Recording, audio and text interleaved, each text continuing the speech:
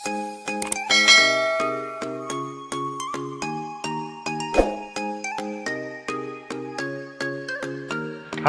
salam semuanya. Kami dari kelompok 1 akan mencoba untuk menjelaskan mengenai materi bab 3 internal audit tentang penentuan resiko.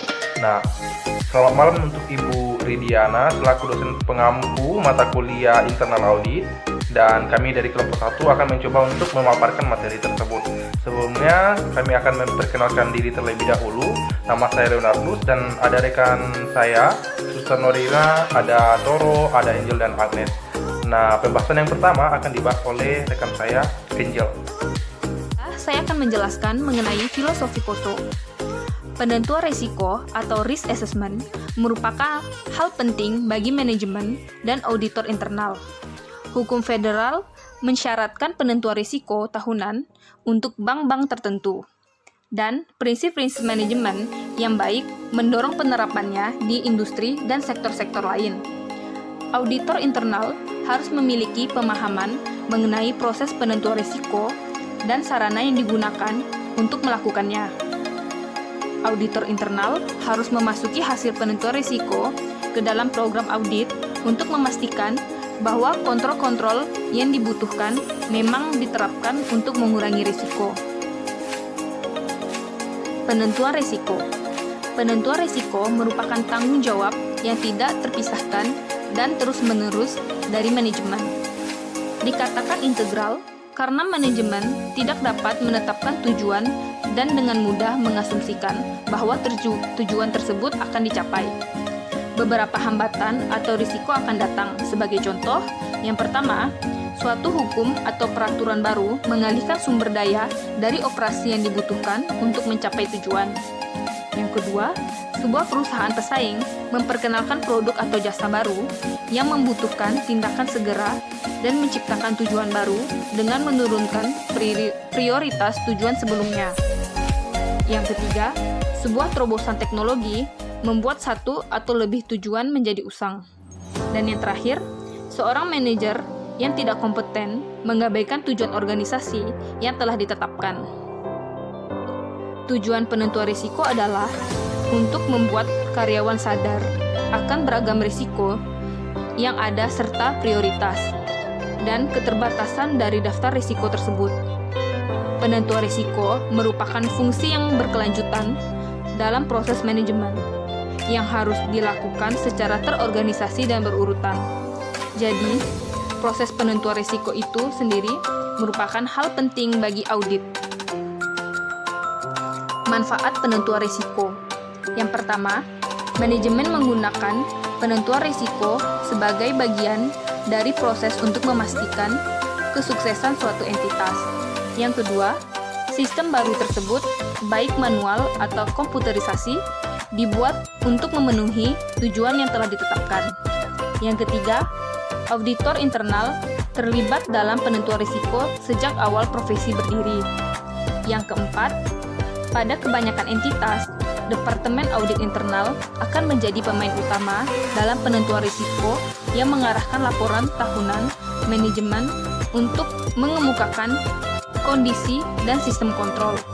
Dan yang terakhir, pekerjaan auditor internal yang berkelanjutan harus dipertimbangkan dalam membuat laporan tersebut. Kemudian, memperluas audit berbasis risiko.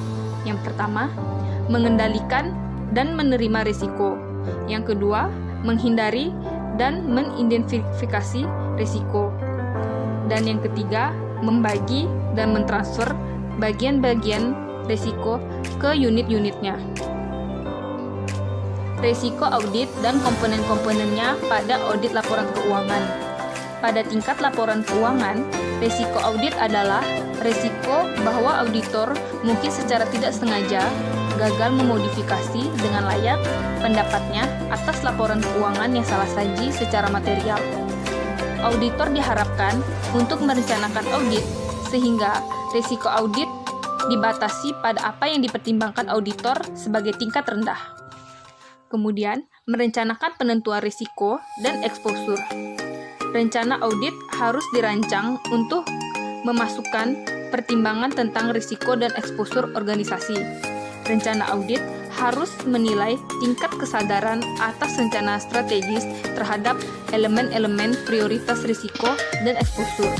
Jadi, audit secara keseluruhan dapat dipengaruhi oleh hasil proses manajemen risiko. Kemudian, memperluas audit berbasis risiko. Konsep audit berbasis risiko atau risk-based auditing secara tradisional bermula dari observasi dan analisa kontrol. Kemudian, berlanjut ke penentuan risiko yang berkaitan dengan operasi.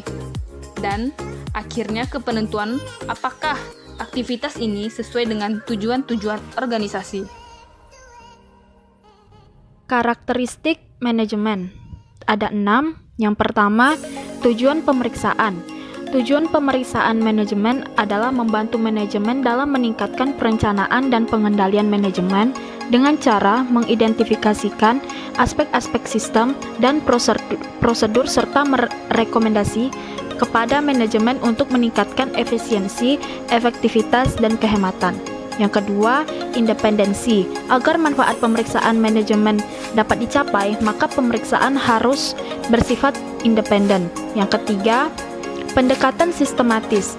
Dalam perencanaan dan pelaksanaan audit manajemen, perlu digunakan pendekatan yang sistematis dan metode-metode yang konsisten. Yang keempat, kriteria prestasi. Dengan kriteria prestasi, pelaksanaan dapat dibandingkan dan dievaluasi. Yang kelima, bukti pemeriksaan. Auditor harus dapat merencanakan dan melaksanakan prosedur yang dirancang untuk memperoleh bukti yang cukup untuk mendukung temuan-temuan dan kesimpulan-kesimpulan serta rekomendasi yang dibuat. Yang keenam, pelaporan dan rekomendasi. Karakteristik yang membedakan antara audit manajemen dan dengan jenis audit lainnya adalah terletak pada laporan audit. Dalam audit manajemen, laporan audit menekan pada temuan-temuan selama pemeriksaan, pembuatan kesimpulan, dan rekomendasi untuk meningkatkan sistem perencanaan dan pengendalian manajemen. Selanjutnya, kriteria operasi dan industri. Yang pertama, profitabilitas entitas dibandingkan dengan industrinya ternyata tidak memadai atau tidak konsisten. Yang kedua, hasil-hasil operasi entitas sensitif terhadap faktor-faktor ekonomi. Yang ketiga, entitas berada pada industri yang menurun.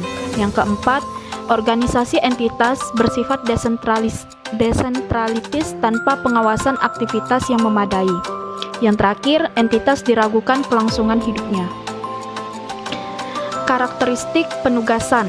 Yang pertama, terdapat banyak perdebatan atau masalah-masalah akuntansi yang sulit. Yang kedua, terdapat transaksi-transaksi atau saldo-saldo yang signifikan yang sulit diaudit. Yang ketiga, terdapat transaksi dengan pihak-pihak yang memiliki hubungan istimewa dalam jumlah signifikan dan tidak biasa. Yang keempat, risiko bawaan. Risiko bawaan adalah kerentanan suatu asersi atas terjadinya salah saji yang material dengan asumsi tidak ada kebijakan struktur kontrol internal yang ditetapkan. Untuk mengetahui risiko bawaan di suatu perusahaan, seorang auditor harus memahami perusahaan secara menyeluruh. Risiko kontrol adalah risiko bahwa salah saji material yang bisa terjadi pada suatu asersi tidak dapat dicegah atau dideteksi secara tepat waktu oleh struktur, kebijakan, atau prosedur kontrol internal suatu entitas. Risiko deteksi. Risiko deteksi adalah risiko bahwa auditor tidak akan dapat mendeteksi salah saji material yang dapat dan dalam suatu asersi. Suatu rencana tingkat risiko deteksi yang bisa diterima harus ditetapkan untuk setiap asersi laporan keuangan yang signifikan. Tujuan utama pemeriksaan persediaan. Yang pertama, persediaan secara fisik benar-benar ada. Yang kedua, prosedur pisah batas atau cut-off persediaan telah dilakukan dengan memuaskan. Yang ketiga, persediaan telah dinilai sesuai dengan prinsip-prinsip akuntansi berlaku secara umum, yaitu sesuai dengan PSAK yang diterapkan secara konsisten.